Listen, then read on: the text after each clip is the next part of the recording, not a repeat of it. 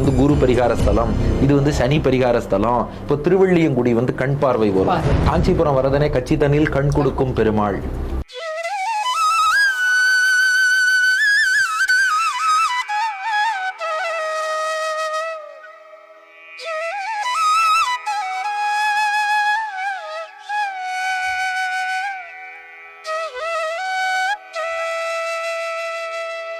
அடியேன் CS ரவின்னு D நகர் சென்னையிலேருந்து பேசுகிறேன். எனக்கு ஒரு கேள்வி, ரொம்ப நாளாக கேள்வி. இந்த பரிகாரங்கள்லாம் நிறையா பண்ணுறோம். இதை நம்ம வைணவ ஸ்தலங்கள், இந்த சின்ன சின்ன நிறைய ஸ்தலங்கள் இருக்குது, திருப்பதி காஞ்சி அந்த மாதிரி இல்லாமல் சின்ன சின்ன ஸ்தலங்கள் இருக்குது. இப்போ இந்த உபன்யாசக்காரால் இவ்வளோ உபன்யாசம் பண்ணுற இடத்துல இந்த மாதிரி பரிகாரங்களை எங்கெங்கே பண்ணால் பெட்டராக இருக்கும்னா அந்த கோயில்களும் கொஞ்சம் நம்ம இது நல்லா வளருமே அப்படின்னு ஒரு இது இருக்குது, ஆதங்கம் இருக்குது. அதை நீங்கள் எப்படி பார்க்குறீங்க? அதாவது இது எப்படி ஆயிடும்னா, எப்போதுமே ஒரு பரிகாரம்னு ஒன்று சொல்கிறான்னா அது சாஸ்திர சம்மதமாக இருந்தால் மட்டும்தான் சொல்லணுமே ஒழிய, நம்ம மனம் போனபடி நாம் ஒரு கோவிலை ப்ரொமோட் பண்ணணுங்கிறதுக்காக சொல்ல ஆரம்பிச்சிருந்தோம்னா இன்னி தேதிக்கு எல்லா கோவிலுமே ரொம்ப பணக்கார கோவில்களாக ஆயிருக்கும். நம்ம ஆச்சாரியர்களுடைய பாதை அது கிடையாது. பிரமாணத்தில் என்ன இருக்கோ அதைத்தான் அவள் சொல்லுவா. நம்மாழ்வார் திருவாய்மொழியில ஒன்றும் பொய்யில்லை போற்றுமினே, புலிந்து நின்ற பிரான் கண்டீர், ஒன்றும் பொய்யில்லை போற்றுமினேன்னார். அந்த இடத்துல நம்பிள்ள ஈடு வியாக்கியானம் பாருங்க. அவர் என்ன சாதிக்கிறார்னா, பெருமாள்கிட்ட பொய் சொல்றது, ஏமாத்துறது, இல்லை ஒரு மாதிரி ஏதோ ஒன்று காமிச்சுட்டு அங்கே போனால் அதை விட கம்மியாக இருக்கிறது இப்படி கிடையாது. உலகத்தில் தான் ஒரு பொருள் வாங்கும் போது இந்த பொருள் அப்படி இப்படின்னு அட்வர்டைஸ்மெண்ட் கொடுப்பா. ஆனால் வாங்கினப்புறம் பார்த்தா அதில் ஒன்றும் இருக்காது. திரைப்படம் ரிலீஸ் பண்ணுறதுக்கு முன்னாடி ப்ரோமோன்னு ஆடியோ லான்ச்சுன்னு வச்சு அதை பற்றி அப்படி இப்படி பேசுவா. தேட்டரில் போய் பார்த்தா ஒன்றும் இருக்காது. ஆனால் பெருமாள் அப்படி கிடையாது. ஒன்றும் பொய்யில்லை போற்றுமினே. நீ என்ன கற்பனை பண்ணிட்டு இருக்கியோ, என்ன நினைச்சிட்டு இருக்கியோ அதை விட பெருமை அதிகமாக வேணா இருக்குமே ஒழிய அதை விட கம்மியாக கிடையாதுங்கிறா.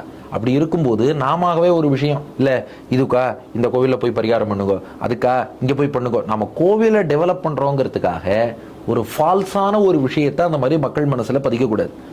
அவர் சொன்னது ஒரு, ஆனா அவர் நல்ல எண்ணத்துல கேட்கிறார், இல்ல அப்படி இல்லை, இங்க பிரார்த்தனை பண்ண சொன்னா அந்த கோவில்கள் வளருமே, அதுக்கு நீங்க இதுக்கு பரிகாரம் சொல்ல வேண்டாம், பெருமாள்கிட்ட வேண்டிக்கோங்க, இந்த கோவிலுக்கு போங்க வேண்டுங்கன்னு சொல்லலாம். ஆனா அதை பரிகாரம்னு பேர் வச்சு இது வந்து குரு பரிகார ஸ்தலம், இது வந்து சனி பரிகார ஸ்தலம், இது இந்த தோஷத்தை போக்கும், இது நாக தோஷத்தை போக்கும் நாம ஒரு பேரை வைக்கிறதுக்கு நம்ம யாருக்கும் அதிகாரம் கொடுக்கல. திருக்கோவில்னா அதுக்குன்னு ஆகமம் இருக்கு. அல்லது அதை மங்களாசாசனம் பண்ண ஆழ்வார்கள் பாசுரத்துல ஒரு விஷயம் இருக்கணும். அது இருந்தா நாம அதை சொல்லலாமே ஒழிய, இப்போ வானமாமலையில பாரம்பரியமா சொல்லின்னு வரா அந்த கிணறு இருக்கு, எண்ணெய் கிணறு. அந்த எண்ணெய்ங்கிறது எல்லா வியாதிகளையும் குணப்படுத்தும். அது பிரமாணத்துல இருக்கு. அப்படி இருக்கும்போது அங்க போங்க, வியாதி குணமாகணும்னா அங்க போகணும்னு நான் சொல்றதுல ஒரு லாஜிக் உண்டு. அல்லது இப்போ இன்னொரு ஸ்தலம், இப்போ ஒப்பிலியப்பன் கோவில் எடுத்துப்போம், ஒரு பிரார்த்தனா ஸ்தலம். அங்க போய் ஒப்பிலியப்பனுக்கு நீங்க ஒரு பிரார்த்தனைன்னு வேண்டிக்கோங்க. துலாபாரம் கூட ஒப்பிலியப்பனுக்கு இருக்கு, குருவாயூர்ல துலாபாரம் இருக்கு, அதை நீங்க பிரார்த்தனை பண்ணுங்க, நடக்கும். அது இருக்கு, அதை நாம சொல்லலாம். இது போல நிறைய, இது 1-2 உதாரணத்துக்கு சொல்றேன். இப்போ திருவஹீந்திரபுரத்துல ஹயக்ரீவரை சேவிங்கோ, ஹயக்ரீவரை சேவிச்சோன்னா நல்ல ஞானம் வரும், அது பிரமாணம் இருக்கு, நாம அதை சொல்றோம். ஆனா எந்த பிரமாணமுமே இல்லாம நாம பாட்டுக்கு ஒன்று, இப்போ திருவள்ளியங்குடி வந்து கண் பார்வை வரும், அதெல்லாம் இருக்கிறது நம்ம சொல்றோம். காஞ்சிபுரம் வரதனே கட்சி தண்ணில் கண் கொடுக்கும் பெருமாள் அவரும் சொல்றோம். அப்படி இல்லாம ஒரு கோவிலை டெவலப் பண்ணணுங்கிற காரணத்துக்காகவே நாம புதுசா ஒன்றை உருவாக்கி பாருங்க இப்படி இருக்கு அப்படின்னு சொல்றதை விட, அந்த பெருமாளுக்கு இருக்கிற பெருமையே நிறைய இருக்கே. அந்தந்த திருக்கோவிலுக்கு இப்போ ஒரு ஆழ்வார் ஒரு இடத்துல வந்து மங்களாசாசனம் பண்ணியிருக்காருன்னா அதை விட என்ன பெருமை வேணும்? நாம ஒரு இடத்துல போய் நிக்கிறோம்னா 1000, 2000, 3000 வருஷம் முன்னாடி திருமங்கை ஆழ்வார் அந்த இடத்துல நின்று பாடியிருக்கார். திருமங்கை ஆழ்வார் நின்று பாசுரம் பாடின இடத்துல நாம நிக்கிறோம்னா இதுக்கு மேல நமக்கு என்ன பெருமை வேணும்? அந்த இடத்துல போய் அந்த பெருமாளை சேவிச்சிருக்கோம். அன்னைக்கு இந்த பெருமாளை ஆழ்வார் எப்படி அனுபவிச்சிருப்பார், இன்னைக்கு நாமும் போய் அனுபவிக்கிற பாக்கியம் பெற்று இருக்கிறோமே, அதுவே பெரிய பாக்கியம். அப்போ அவர் சொல்ற மாதிரி நாம பரிகாரம், இந்த ராசிக்கு இது பரிகாரம், இந்த தோஷத்துக்கு அந்த கோவில் பரிகாரம். இப்ப நவ திருப்பதியே நவகிரகமாக்கிட்டா. நவ திருப்பதியில கும்பகோணத்தை சுத்தி 9 திவ்ய தேசத்தை நவகிரகமாக்கிட்டா.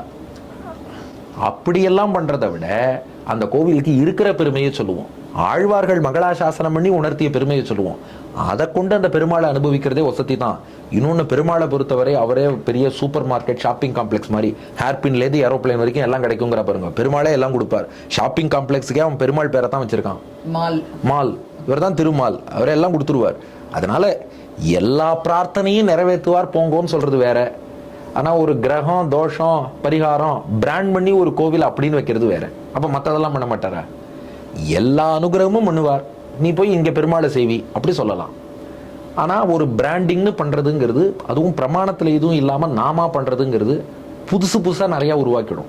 இப்போ நாமே எப்படி பண்ண ஆரம்பித்தோம்னா, புதுசாக எதுவுமே இல்லாமல் ஒரு கோவில் கட்டி இதுக்கு இப்படின்னும் அட்வர்டைஸ்மெண்ட் பண்ணுவார். அப்போ பாரம்பரியமாக இருக்கிற அந்த கோவிலுக்கும் சம்பிரதாய ரீதியிலான கோவிலுக்கும் புதுசாக வரத்துக்கும் வித்தியாசமே இல்லைன்னு ஆயிடுமே. அதனால அதை அவாய்ட் பண்ணுறது நல்லதுங்கிறது பெரியோர்களுடைய திருவுள்ளம்னு அடியன் புரிஞ்சுன்னு இருக்கேன். ஓகே, அடுத்தது ஷிக்கர் ஃப்ரம் சவுதி அரேபியா. ஒரு 10 வயசு குழந்தை கேட்டிருக்கு. Namaskaram. My name is Shikar. I am from Saudi Arabia. I have a question for you. During Lord Krishna's time, did people worship Lord Rama? Is there anything like that mentioned in the scriptures? Thank you. அதாவது கிருஷ்ணர் பீரியட்ல, அதாவது துவாபர யுகத்துல நம்ம ராமரை எல்லாரும் சேவிச்சாளா, ராமருடைய இதெல்லாம் புகழெல்லாம் பாடினாளா, இதுக்கு ஸ்கிரிப்சர்ஸ்ல ஏதான பிரமாணங்கள் இருக்கா அப்படின்னு கேட்டிருக்கான். கிருஷ்ணர் காலத்திலும் ராமனை பாடிய முக்கியமான நபர் யாருன்னா ஹனுமான். ஹனுமான் ராமாவதாரத்துக்கு அப்புறமும் சிரஞ்சீவியாக தொடர்ந்து எழுந்துருளி இருக்கிறார் அல்லவா. ஹனுமான் ராமனுடைய புகழை பாடிக்கொண்டேதான் இருந்தார் துவாபர யுகத்திலும். இதுக்கு என்ன சான்றுன்னா, நம்ம ஒரு சின்ன வரலாறு பார்க்குறோம். ஹனுமான் துவாரகை பக்கம் எழுந்தருளி இருந்து ராமநாமம் பாடிட்டு இருந்தாராம். கிருஷ்ணன் என்ன பண்ணா, கருடனை கூப்பிட்டு, நான் இந்த மாதிரி ஹனுமான் பக்கத்தில் இருக்கார், நான் கூப்பிட்டேன்னு அவர் அழிச்சுன்னு வாங்கினான். கருடன் போனார் ஹனுமான்ட்ட, கிருஷ்ணன் உன்னை கூப்பிடுறான்னார். யார் கிருஷ்ணன், நான் வரமாட்டேன்ட்டார் அவர். ஏய், துவாரகாதீசன் கிருஷ்ணன் கூப்பிடுறான், எனக்கு அதெல்லாம் தேவையில்லை, நான் ராமநாமத்தை பாடுறேன், யார் கூப்பிட்டா எனக்கு என்ன, வரமாட்டேன் அப்படின்ட்டார் ஹனுமான். கருடன் திரும்பி போய் சொன்னார், கூப்பிட்டேன் வரல. கிருஷ்ணன் சொன்னா, என் பேரை சொன்னியா, உன் பேரை சொன்னதுக்கு அப்புறம் தான் ரொம்பவும் சொல்லிட்டார், வரவே முடியாதுன்ட்டார். அப்படியா, சரி ராமன் கூப்பிட்டாருன்னு சொல்லு. கருடன் பார்த்தார், கிருஷ்ணன்னா கூப்பிடுற, நீ சொல்லு, ராமன் கூப்பிட்டேன்னு சொல்லு. சரிட்டு கருடன் போனார். ராமன் உங்களை கூப்பிடுறார். ஹனுமான் பார்த்தார், இதை முன்னாடியே சொல்லியிருக்கப்படாதோ, தோ ஓடி வரேன்ட்டு ஹனுமான் வந்தார். கிருஷ்ணன் ராமனாக மாறினானா, ருக்மிணி சீதையாக மாறினாள், சத்யபாமா லக்ஷ்மணனாக மாறினார். இப்போ ராமன் சீதை லக்ஷ்மணன், கிருஷ்ணன் ருக்மிணி சத்யபாமாவே ராமன் சீதை லக்ஷ்மணனா காட்சி தந்தார்கள். ஹனுமான் சேவிச்சுட்டு, ஆஹா ராமா ராமா ராமா ராமன் ராமநாமம் பாடி ஸ்தோத்திரம் பண்ணாராம். இப்படி ஹனுமானுக்காக, அவருடைய ராமபக்தியை உலகுக்கு உணர்த்துவதற்காக கிருஷ்ணனே ராமனாக மாறி காட்டினான்.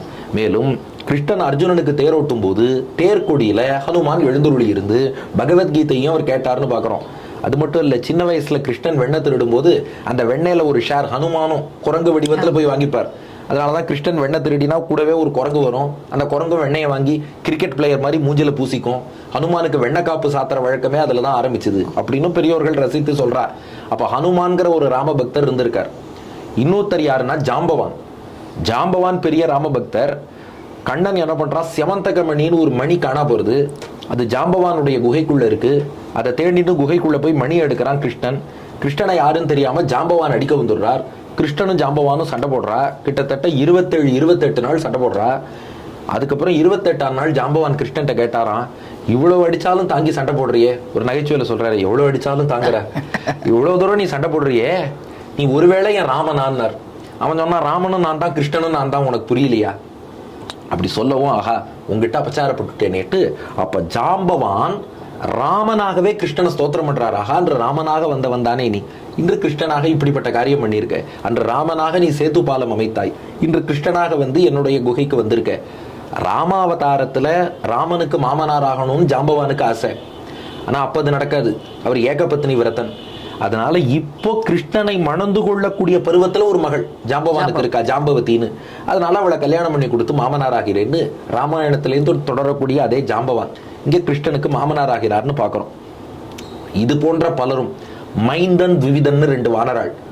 அவ ராமாயணம் தாண்டியும் துவாபர யுகத்திலையும் உயிரோட இருக்கா. அதுல த்விவிதன்கிறவன் நரகாசுரனுக்கு நண்பனாகி துஷ்டனாயிடுறான். அவனை பலராமன் வதம் பண்ணிடுறார்.